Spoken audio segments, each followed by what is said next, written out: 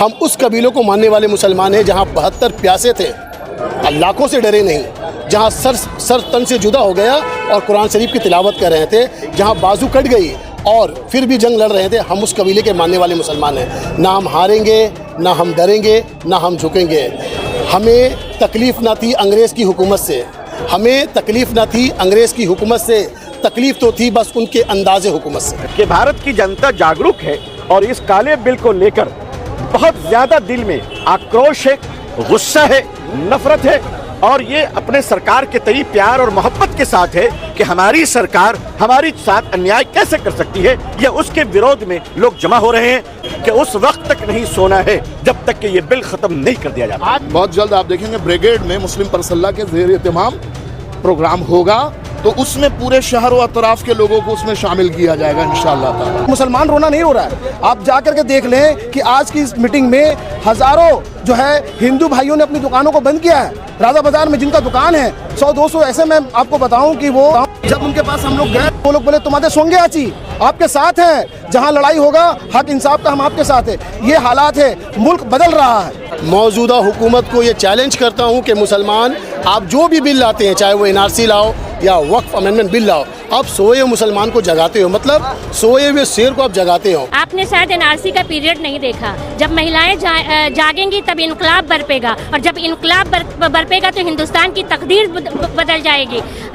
औरतें अपने हाथ में जिस दिन झंडा पकड़ लेंगी ना, तो औरतें एक औरत घर बना भी सकती है और एक औरत घर बिगाड़ भी सकती है। तो हम औरतें मुल्क की तकदीर बदलने की हिम्मत रखते हैं। लेकिन खालिस मुस्लिम नुमाइंदा अगर 50 लोग में पार्लियामेंट में चले जाते हैं तो फिर आपको सड़कों पर उतरने की ज़रूरत नहीं है, वो आपकी आवाज़ बनेंगे। इसी तरह से असेंबली के अंदर अगर हर असेंबली में 15-20 MLA अगर मुसलमानों ने बनाकर भेज दिया तो वो आपकी आवाज़ बनेंगे और वो किंग मेकर होंगे। तो पार्लियामेंट में भी हमें नुमाइंदगी बढ़ाने की ज़रूरत है और असेंबली के अंदर भी नुमाइंदगी बढ़ाने की ज़रूरत है। वहाँ पे डटे रहे, सिर्फ कांच तोड़ के हाथ काट देने से मतलब नहीं है। वो पब्लिसिटी हम लोग को नहीं चाहिए। कांच तोड़ दिए, हाथ काट लिए, वो मेंबर ऑफ पार्लियामेंट के अंदर में जो शो करना पड़ेगा कि वो एब्सेंट नहीं, वो गायब नहीं हो जाए वो MP। और हम लोग का जो मेन मकसद जो था ये प्रोग्राम कराने का, कलकत्ता के लोगों को जगाना, जो आज हम लोग को वो नज़र आया। हम लोग जो समझ रहे थे कि कलकत्ता के लोग सोए हुए हैं या निहारी पुड़ी वगैरह खा रहे हैं, लेकिन नहीं, ऐसे कोई बात नहीं है।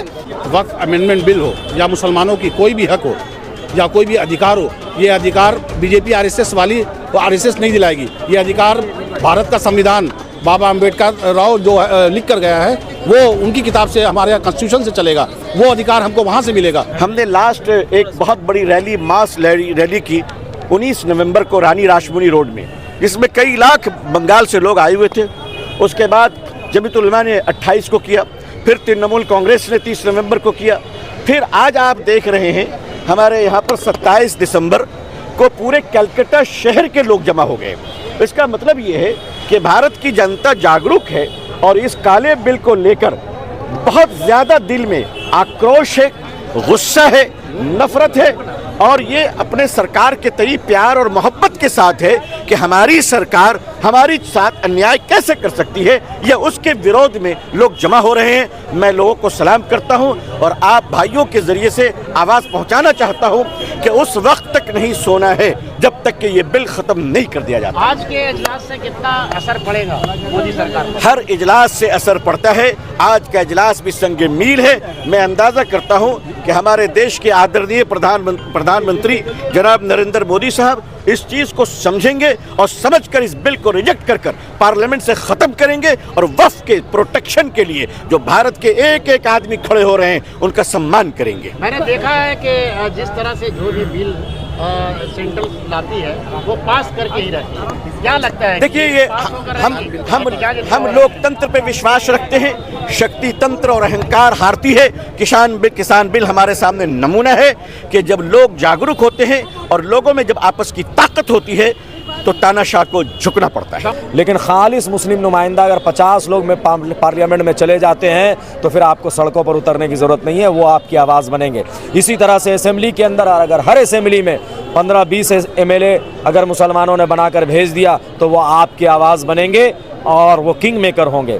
तो पार्लियामेंट में भी हमें नुमाइंदगी बढ़ाने की ज़रूरत है और असेंबली के अंदर भी नुमाइंदगी बढ़ाने की ज़रूरत है। सियासी प्रोग्राम प्रोग्रामों में जिस तरह से मुसलमानों की भीड़, जिस तरह से हुजूम देखी जाती है, क्या लगता है यहाँ आप चूक नहीं गए? आपकी संस्था, देखिए, हम सियासी जो लोग होते हैं उनका एक ऑर्गेनाइज तरीका होता है, उनके हर जगह वार्ड पे और बूथ पे लोग होते हैं। हमारे यहाँ तो वो बातें नहीं, हमारे मस्जिद का आइमा हजरात है, लेकिन इतनी लोग अगर हमारे पास आ जा रहे हैं तो मैं बहुत बड़ी बात समझ रहा हूँ, क्योंकि हम पॉलिटिकल लीडर नहीं हैं।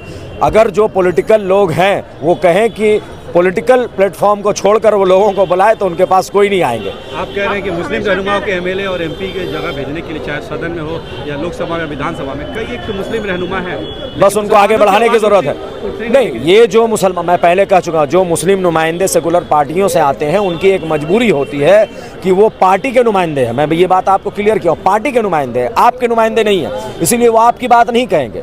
उनको अपने सेकुलर ढांचे को बचाते हुए काम करना। इसीलिए मैं कह रहा हूँ कि खालिस ऐसे लोग जो कौम की रहनुमाई करते हो, जो उम्मत की रहनुमाई करते हो, जो आपका लीडर हो, ऐसे लोगों को असेंबली और पार्लियामेंट में। एमआईएम के बाद आप एक और पार्टी खड़ा करना मैं चाहते हैं? किसी पार्टी का नाम नहीं लेना चाहूँगा, एमआईएम हो या कोई भी हो, मैं पार्टी का नाम नहीं लेना चाहता। मैं ये कहना चाहता हूँ जो सबको, जो समाज के दबे कुचले लोगों की आवाज़ बने और मुसलमानों की भी आवाज़ बने, ऐसे पार्लियामेंट्रीज को हमें पार्लियामेंट और असेंबली भेजने की जरूरत है। स्ट्रीट कॉर्नर मीटिंग में देखा गया कि आप लोग ये बात कह रहे थे कि मुसलमान गफलत में है और उन्हें जगाने की हम लोग कोशिश कर रहे हैं। क्या मुसलमान आज यहाँ पर जागता हुआ नजर आ? अल्हम्दुलिल्लाह, हमें तो हम बहुत पर उम्मीद है कि जब आप देखें कि 5 वक्त अजान लगाई जाती है, मुअज्जिन अजान लगाते हैं, तो मस्जिदों में कितनी तादाद होती है।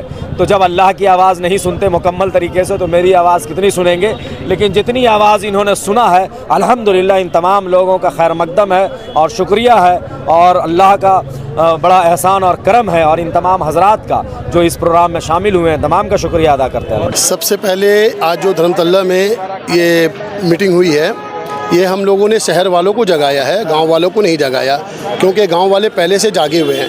आपने देखा होगा इससे पहले जमातुल इल्मा का जो प्रोग्राम हुआ उसमें पूरे गांव वाले थे। सिद्दुकुल्ला चौधरी साहब ने जो प्रोग्राम किया था उसमें पूरे गांव वाले थे। ये जो प्रोग्राम हुआ ये सिर्फ़ और सिर्फ शहर वालों के लिए हुआ। जो कोलकाता वाले हैं, जो नहारी पूड़ी, हम लोग सोच रहे थे कि वो लोग नहारी पूड़ी बिरयानी खा करके सो रहे हैं, लेकिन उन्होंने आज साबित कर दिया कि वो सोए हुए नहीं है, जागे हैं। शेर थोड़ा सोया हुआ है, मतलब मरा नहीं है, हम मरे हुए नहीं हैं, हम जागे हुए हैं, वो उन्होंने आज साबित किया। क्या लगता है जागना असर करेगा वक्त पर? इंशाअल्लाह रहमान मौजूदा हुकूमत को ये चैलेंज करता हूँ कि मुसलमान आप जो भी बिल लाते हैं, चाहे वो एनआरसी लाओ या वक्फ अमेंडमेंट बिल लाओ, आप सोए हुए मुसलमान को जगाते हो, मतलब सोए हुए शेर को आप जगाते हो। और हम लोग जाग चुके हैं, इंशाअल्लाह जो भी होगा इसका मुकाबला करेंगे। जिस तरह किसान बिल वापस हुआ, ये वक्फ अमेंडमेंट बिल हम लोग वापस करेंगे। जिस तरह से किसान कई दिन सड़कों, महीनों सड़कों पर प्रोटेस्ट करते रहे, क्या आप उसके लिए तैयार हैं? आपके अब हमें पहचाने नहीं है हम किस कबीले को मानने वाले मुसलमान हैं।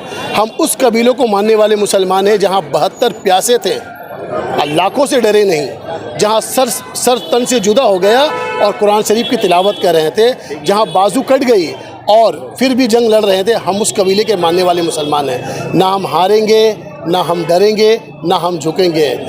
हमें तकलीफ़ ना थी अंग्रेज़ की हुकूमत से, हमें तकलीफ़ ना थी अंग्रेज़ की हुकूमत से, तकलीफ तो थी बस उनके अंदाज़े हुकूमत से। आप मेहनत कर रहे, जिस तरीके का देखा गया कि स्ट्रीट कॉर्नर मीटिंग हर जगह में किया गया, और आपने जो स्ट्रीट कॉर्नर मीटिंग किया था गाजी में वो भी बहुत सक्सेस रहा। उसके बाद देखा गया जो आप लोग का 2 महीने का मेहनत आज रंग लाया।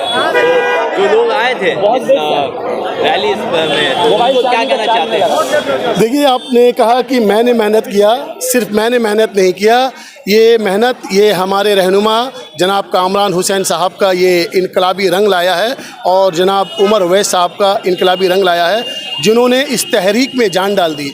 और मैं तमाम पीस लविंग सिटीजन के तरफ से तमाम मेम्बरान का शुक्रिया अदा करता हूं, और ख़ासकर जनाब कामरान हुसैन साहब, जनाब उमर अवैस साहब, जावेद भाई, लकी अली, सादिक भाई, शाकिर भाई, तमाम मेम्बरान का शुक्रिया अदा करता हूं, और तमाम कोलकाता वालों का शुक्रिया अदा करता हूं जिन्होंने अपने काम को आगे पीछे करके इस मीटिंग को कामयाब बनाया। देखिए, मामला ये है कि आपके कोर्ट में बार बार एक बॉल की जगह में 10 बॉल फेंका जा रहा है। अब कौन सा बॉल को आप कैच करेंगे, इसका मामला है। अभी ज़्यादा इंपॉर्टेंट हमारे लिए ये है कि हमारा जो अपना इमलाक है, वक़्फ़ जो प्रॉपर्टी है, मुसलमानों का प्रॉपर्टी है, इस प्रॉपर्टी को छीनने की कोशिश की जा रही है। दूसरा मामला ये है कि मुसलमान रोना नहीं रो रहा है। आप जा कर के देख लें कि आज की इस मीटिंग में हज़ारों जो है हिंदू भाइयों ने अपनी दुकानों को बंद किया है। राजा बाजार में जिनका दुकान है 100-200 ऐसे, मैं आपको बताऊं कि वो जब उनके पास हम लोग गए, वो लोग बोले तुम्हारे सोंगे आची आपके साथ हैं, जहां लड़ाई होगा हक इंसाफ का हम आपके साथ है।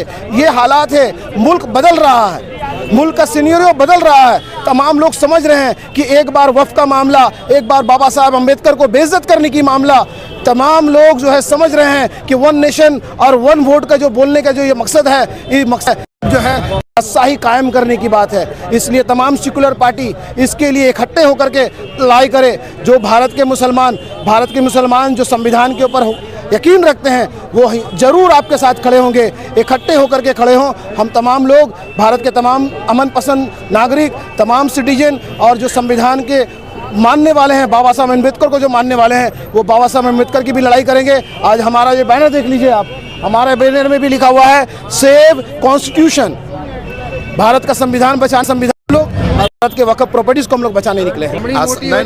नहीं, ऐसा है कि ये छोटी सी जगह है, पहले से हम लोगों को मालूम था, तो हम लोगों ने सेलेक्टिव कुछ इलाकों को टारगेट किया था, टोटल मुसलमानों को नहीं बुलाया।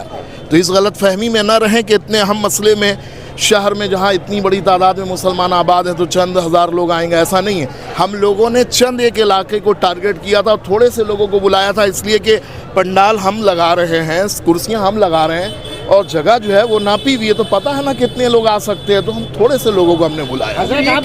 घर में कोई दावत हो रही है? नहीं, चुन के नहीं, ऐसा है कि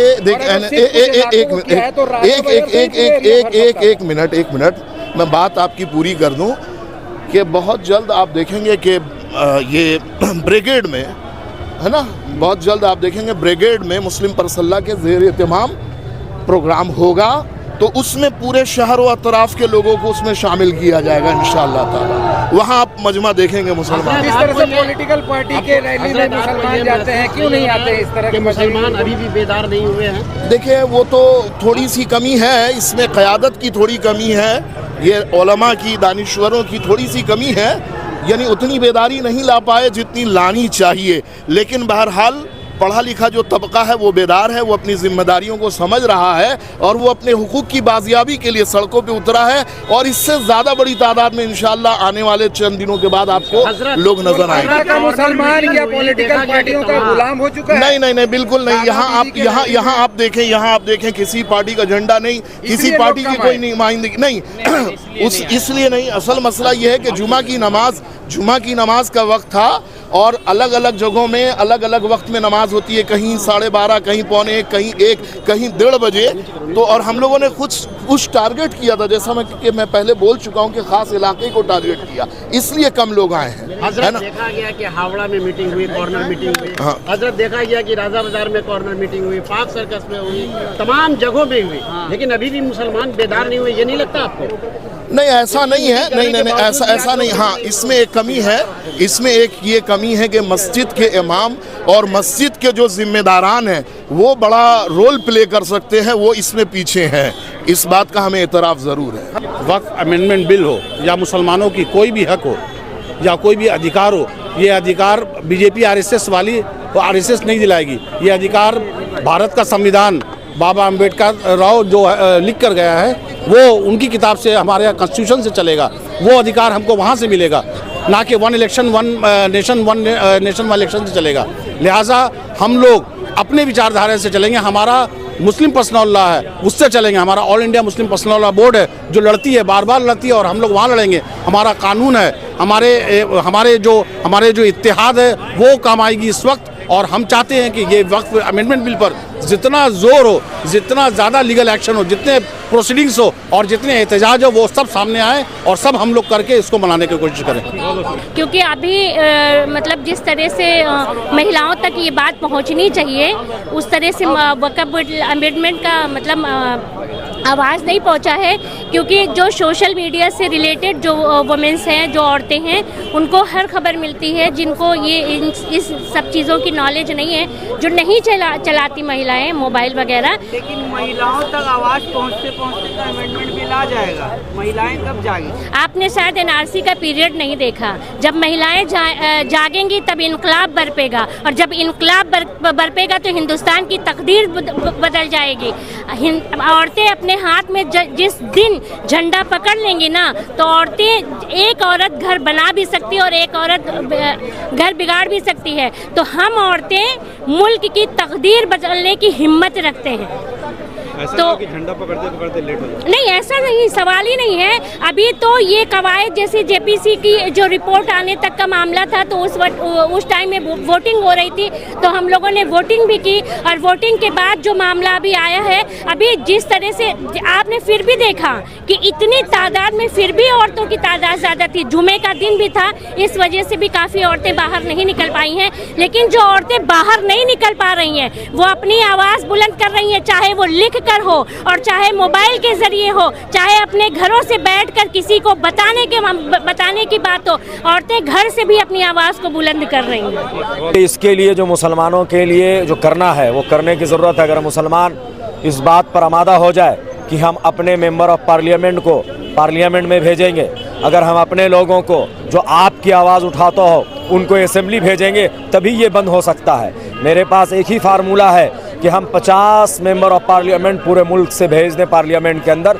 सेकुलर पार्टीज़ को छोड़कर। जो सेकुलर पार्टीज़ में है वो पार्टी के नुमाइंदे हैं। इंशाअल्लाह पहुंचनी चाहिए आवाज़। कलकत्ता के सरज़मीन पे पहली बार कलकत्ता के मुसलमान जाग कर, सोकर नहीं थे, सब जाग कर आज जुमे के दिन जुमे नमाज पढ़ने के बाद, जैसे बराबर का देखा गया है कि जितना अमेंडमेंट बिल के बारे में हम लोग के यहाँ प्रोटेस्ट होती थी ज़्यादा बाहर से सबब से लोग आते थे, गाँव से लोग आते थे, मुसलमान आया करते थे। पर कलकत्ता के आवाम आज पहली बार जो नाहरी पुली में अपने टाइम और बिरयानी में अपना टाइम वेस्ट नहीं करके पहली बार कलकत्ता के सरजमीन पे वक्फ बोर्ड के लिए, वक्फ बिल के लिए, रिजेक्ट के लिए, उसके लिए हम लोग आए हैं। आज अल्हम्दुलिल्लाह 2 महीना की मेहनत हम लोग की इस तरह कंटिन्यू चल रही थी। तो आज मैं तहे दिल से सबको शुक्रिया करता हूँ, जितने आवाम ताती बागान, फूल बागान, राजा बाज़ार, तुफसिया और जितने भी मेहंदी बागान, सब जगह से जो आए हैं, टेंगरा, बीबी बागान, सबको तहे दिल से बहुत बहुत शुक्रिया। जितना भी उलमा है उन लोग को शुक्रिया, कोलकाता पुलिस को शुक्रिया जिन्होंने इतना सपोर्ट किया, ट्रैफिक पुलिस को शुक्रिया, कोलकाता कॉरपोरेशन के ये जगह लिए हैं, यहाँ के काउंसलर साहब को शुक्रिया जिन्होंने साफ़ सफाई का जिम्मेदारी ली थी। और तहे दिल से जितने भी हम लोग सब जुड़े हैं पीस लविंग सिटीज़न की तरफ से, और उमर उवैस साहब और जावेद आलम साहब के राजा बाज़ार से जुड़े हुए थे हम लोग के साथ में, जो ये सफल भी नहीं बोलेंगे, बहुत माशाल्लाह मेगा सक्सेसफुल।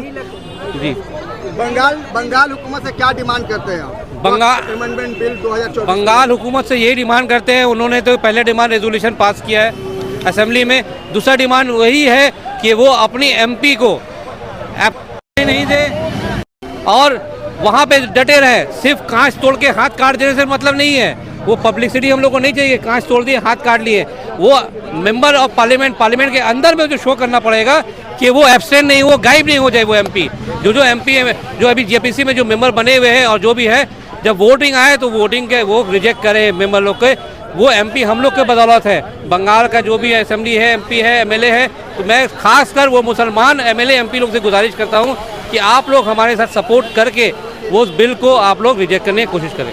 जैसे कि हम लोग, आप जैसे सवाल किए हैं कि हम लोग 2 महीने से, वाकई में हम लोग पूरे टीम पीस लविंग सिटीजन के पूरे टीम हम लोग पिछले 2 महीने से हम लोग मेहनत कर रहे थे, जगह जगह स्ट्रीट कॉर्नर और मीटिंग हम लोग कर रहे थे, जिसका आज हम लोगों का बहुत पॉजिटिव नज़र आया। जैसे कि आप कुछ लोग सवाल कर रहे थे कि इतना नज़र आ रहा है, देखिए जितना भी इससे पहले रैली या जुलूस हुआ है उसमें आप गौर से देखे होंगे कि ज़्यादातर सब ग्राम साइड से आते थे, और हम लोग का जो मेन मकसद जो था ये प्रोग्राम कराने का, कलकत्ता के लोगों को जगाना, जो आज हम लोग को वो नज़र आया। हम लोग जो समझ रहे थे कि कलकत्ता के लोग सोए हुए हैं या निहारी पूड़ी वगैरह खा रहे हैं, लेकिन नहीं, ऐसे कोई बात नहीं है।